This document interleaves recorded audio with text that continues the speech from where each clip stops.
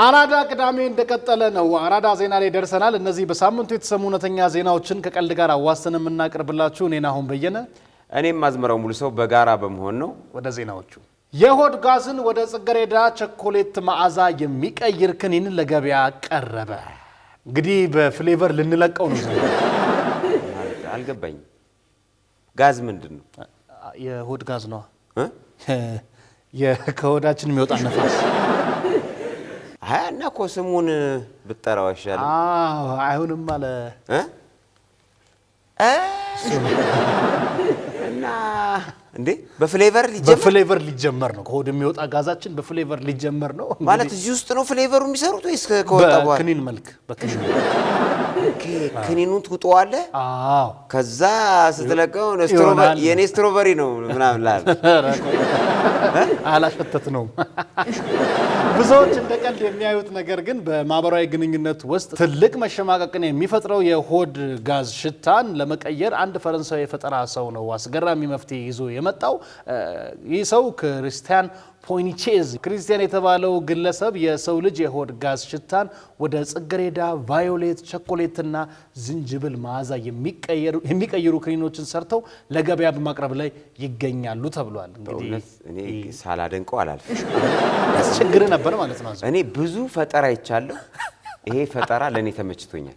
በእውነት ለምሳሌ አሁን በማይሆን ቦታ ማለት አሁን በጣም አስፈሪ የሆነ ቦታ አለ። ያንን እንደዚህ ሊያመልጥ ይችላል። በጣም ተናነቀ። እዛ ላይ እኮ በፍሌቨር ከሆነ ምን ችግር አለው? በቸኮላት ላድርግልህ።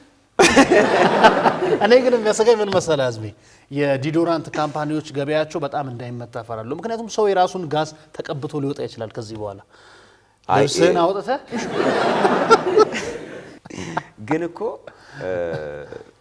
የሆነ የተወሰነ ሰዓት ላይ የሆነ ሰዓት ጠብቆ ነው እኮ የሚመጣው እሱ። በፈለከው ሰዓት ላይ ልክ እንደ ዶድራንት አትነፋው። አሁን ችግሩ የምትፈልገው ሰዓት ላይ አይመጣም። እንደዛ ሲሆን ደግሞ ልምድ ያለው ሰው ያስቸግረን ነበር። እንግዲህ ብዙ ነገር እኮ አጋጥሞናል እኛም በስራ ጉዳይ አይደል? ትክክል። በዝንጅብል ጣዕም ላድርግልህ። እንደ ፈጠራ ባለቤቱ ገለጻ እንግዲህ ለዚህ ግኝት መነሻ የሆናቸው ከዓመታት በፊት ከጓደኞቻቸው ጋር የተመገቡትን ከባድ እራት ላይ ነበረ። በወቅቱ የተፈጠረው ሽታ እጅግ መጥፎ ከመሆኑም የተነሳ በክፍል ውስጥ የነበሩ ሰዎች መተንፈስ እስኪያቅታቸው ድረስ ተቸግረው እንደነበር ያስታውሳሉ። ይህ አጋጣሚም ለፈጠራው ትልቅ መነሳሻ የፈጠረላቸው ሲሆን ችግሩንም በሳቅ ከማሳለፍ ይልቅ ወደ ምርምር እንዲገቡ አድርጓቸዋል ነው። ችግር ብልሃትን ያስተምራል። እንዴት እስከ ዛሬ ድረስ ግን ይሄ ነገር አልታሰበም? በትክክል እውነት ነው። እንዴት እስከ ዛሬ ድረስ? በነገራችን ላይ አሁን እንቁላልና ባቄላ ስትበላ የተለያየ ፍሌቨር ነበረው።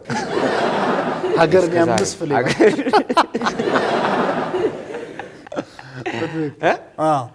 እንትን ነው። መጸዳጃ ቤቶች በቃ መዓዛቸው ልዩ ሊሆን ነው። አንተ እሱን ደግሞ አላሰብኩትም ነበር። ለካ እሱም አለ። በደንብ ነው። በእውነት እነዚህ ክኒኖች እንግዲህ ከመድኃኒትነት ይልቅ እንደ ተፈጥሯዊ የምግብ ማሟያ የሚታዩ ናቸው። ክኒኖቹ የተሰሩት ሙሉ በሙሉ ከተፈጥሮ ግብዓቶች ሲሆን የአትክልት ከሰል፣ ፈንጃል፣ የባህር አረም፣ ብሉቤሪ እና እውነተኛ ካካዎን የመሳሰሉ ግብዓቶችን ይይዛሉ ነው የተባሉት። እነዚህን አንድ ላይ በመደባለቅ ነው በሰውነት ውስጥ ያሉ ጋዝን ከመቀነስ ባለፈ የሚወጣውን አየር ጥሩ መዓዛ እንዲኖረው በመፍጠር ያገለግላሉ ነው የሚለው። እንግዲህ እውነት ለመናገር ፋርማሲዎች በጣም ትልቅ ገበያ ይኖራቸዋል ብዬ አስባለሁ።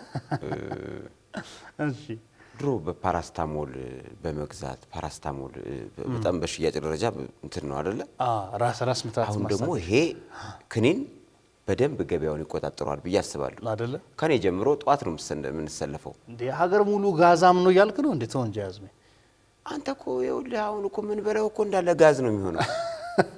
ምን ወደ ሰውነታችን ይሄዳል ብለን እንግዲህ ሉቴን ማሊን በሚል የንግድ ስም የሚሸጡት እነዚህ ክኒኖች በፈረንሳይና በተለያዩ የዓለም ክፍሎች በኢንተርኔት አማካኝነት በስፋት በመሸጥ ላይ ናቸውም ተብሏል። በተለይ ደግሞ ኦንላይን ነው። በበዓላት ወቅት ሰዎች ለጓደኞቻቸው እንደ አስቂኝ ስጦታ ስለሚገዟቸው ሽያጩ በከፍተኛ ሁኔታ እንደሚጨምር ተገልጿል ነው የተባለው። ፈጠራው እንግዲህ ለሰዎች ብቻ ሳይወሰን ተመሳሳይ ችግር ላለባቸው ለውሾችም የሚሆን መፍትሄ ማዘጋጀታቸው ታውቋል ነው የሚለው።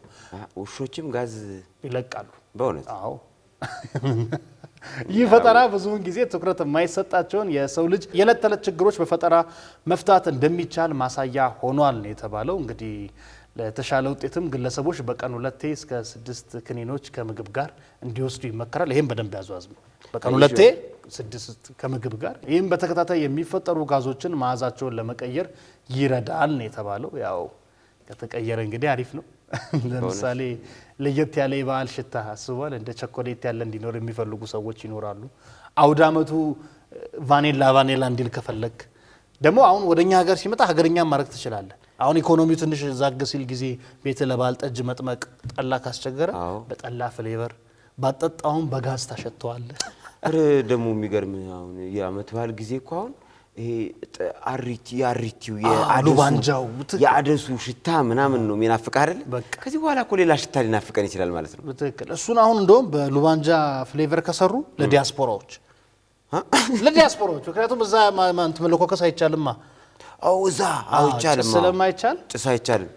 ለዲያስፖራዎች የበዓሉን የቂጤማውን ሽታ በክኒን አድርገን በጋዝ በዚህ አጋጣሚ እንግዲህ በቅርቡ ፋሲካ በዓል አለ እና የዛን ቀን በደንብ አቀርባለሁ እያለ ነው አዝሜ።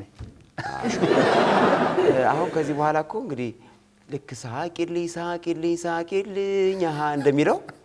እንደሚባለው እሺ አትጨርሰው ነው ይባል። ወደ ቀጣይ ዜና ስናልፍ በማሌዥያ ጎፔንግ በተባለ ስፍራ በስራ ብዛትና በከተማ ኑሮ ውጥረት ለተሰላቹ ወጣቶች የሚሆን በአይነቱ የመጀመሪያ የሆነ የጡረታ መውጫ ማዕከል ተከፍቷል። ወጡማ እንደማለት ነው። ወጣት ጡረተኞች ማህበር ወጡማ እንደ ምህጻረ ቃሉን ገና አልወሰንኩት።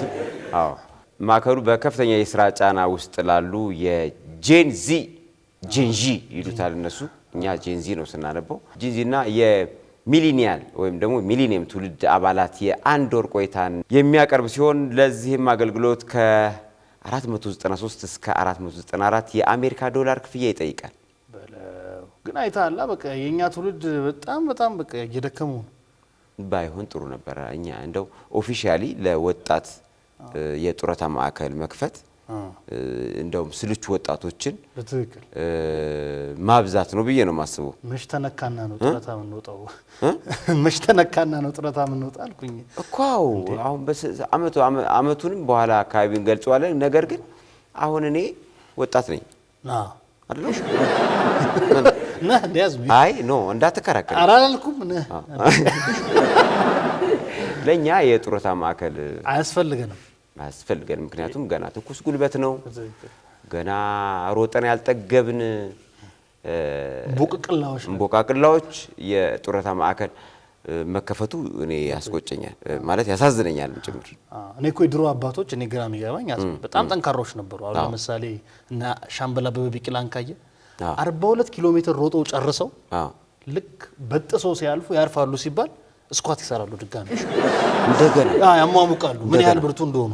ከዛ እነሱ አሸንፈው ሲመጡ ሰው ቦሌ ኬት መጥቶ ነው የሚቀበላቸው? ከሰበታ ቦሌ በእግር መጥቶ ነው የሚቀበላቸው እንጂ ጠንካሮች ነበሩ። መኪና መያዝ አይቻልም። ለምን ሄለም ከዚህ ከመኪና ወርደው ደግሞ ለሚቀበላቸው ሰዎች ደግሞ ስቴዲየም ይሮጣሉ። ምን ያህል ጠንካራ እንደሆኑ እኮ ነው። አሁን ግን ያው ይሄ የማዘናጊያ በአንድ ወሩ ጡረታ ይወጣ ይተባላል። የማዘናጊያ ይሄ እውነት ነው፣ ትውልዱን ማዘናጊያ ነውና ይህ ልዩ ማረፊያ ለነዋሪዎቹ የመኝታ አገልግሎት፣ የዕለት ተዕለት ምግብና ከከተማ ግርግር የራቀ ሰላማዊ አካባቢን ያዘጋጀ ሲሆን ይህም ወጣቶች ከስራ ጫና ወጥተው ራሳቸውን እንዲያድሱ ለመርዳት ታስቦ የተመሰረተ ነው ተብሏል። ማዕከሉን የከፈተው እንግዲህ ግለሰብ ቤተሰቦቹ የአረጋውያን መርጃ ማዕከል የሚያስተዳድሩ ሲሆን እርሱም ይሄው መሬት ለወጣቶች በሚስማማ መልኩ ለተመሳሳይ አገልግሎት እንዲውል በማድረግ የፈጠራ ሐሳቡን ወደ ተግባር ለውጦታል ተብሏል። እንግዲህ ማዕከሉ ወደ ስራ በገባ በአጭር ጊዜ ውስጥ ሙሉ በሙሉ በደንበኞች የተያዘ መሆኑ የተገለጸ ሲሆን ይህም በወጣቱ ትውልድ ላይ እየታየ የመጣውን ከፍተኛ የስነ ልቦናና የስራ ድካም የሚያሳይ እንደሆነ ተመልክቷል ተብሏል። የማዕከሉ አዘጋጆች እንደሚናገሩት ከሆነ ይህ ቦታ ወጣቶች በዘላቂነት ከስራ ወይም ከኃላፊነት እንዲሸሹ ሳይሆን ለአጭር ጊዜ ቆይታ አድርገው አእምሯቸውን በማደስ ወደ መደበኛ ህይወታቸው በንቃት እንዲመለሱ የሚያስችል የሪሴት ማዕከል ነው ተብሏል። አገግሞ እንዲወጡ ነው እንጂ በቃ ለጡረታ ወጣ ተብሎ ስራ መታቆምበት አይደለም። አሁን ጥሩ አሁን እረፍት ማድረጊያ ነው ማለት ነው። ማገገሚያ ነው። ድድ ማስጃ የሚባለውን ኦፊሻል አደረጉት። ድድ ማስጃ ልክ ነው። እሱ ኦፊሻሊ በማዕከል ሲታቀፍ ድድ ማስጫው ይገርማል። እንደው የሚገርም ነው። ናሆሜ እንዴት አየኸው ግን ዛሬ? በጣም አሪፍ አስተታ ታውቃለህ? ድድ በደንብ ነው በእውነት። አዎ ይኸው እዚህ የሚያሰጣ። ወደ ቀጣይ ዜና ስናልፍ በኦስትሪያ የምትገኝ ቬሮኒካ የተሰኘች የ13 ዓመት ላም ከዚህ ዓለም በከብቶች ዘንድ ታይቶ የማይታወቅ የብልሃት ተግባርን በመፈጸም የመጀመሪያዋ ባለቤት መሆኗን አዲስ ጥናት ይፋ ተደረገ። እንግዲህ ላም ናት። ምንድነው ቁሳቁሶችን በመጠቀም ነው የዓለም ሪከርድን የያዘችው። ተመራማሪዎች ላሟ እንግዲህ መጥረጊያን በምላሷ በመያዝ በሰውነቷ ላይ እግሮቿ ሊደርሱበት የማይችሉ ቦታዎችን ስታክበት ተመልክተዋታል። ይህ ተግባርም በሳይንሳዊ ትርጓሜ ከብቶች ቁሳቁስን ለተወሰነ ዓላማ የመጠቀም ችሎታ እንዳላቸው የሚያረጋግጥ በታሪክ የመጀመሪያው ሰነድ ሆኖ ተመዝግቧል ነው። ገብቷል። ሲያሳከካት ከማለት መጥረጊያ አንስታ ጀርባዋን ማከክ ጀመረች። ብሪሊያንት ላም ናት። በጣም የምትገርም ግን እኔ እኮ ወደኛ አካባቢ እኮ በጣም ብሪሊያንት ላሞች ነበሩ። እነሱ ለምን እንዳልጻፈላቸው? ኧረ ተው። ምን አድርገዋል? አሁን ቆንጆ ግድግዳ የሚሻክር ግድግዳ አለ። እዛ ላይ ሄደው ይታሻል። ያሳከካቸው ቦታ ላይ በደንብ እየተዟዟሩ ምን ያው ነው እኮ በትክክል ምን እንጨት ስለያዘች ነች። አገር ቤት ያሉት ማለት ነው። አገር ቤት ያሉት በጣም ጥናት አልተደረገም እንጂ የአገር ቤት ላሞች አሁን ጎጃም እኔ ያደኩበት አካባቢ ያሉ ላሞች በጣም ቁሳቁስን በብዙ ሁኔታ ይጠቀሙበታል። የሚገርም ነው።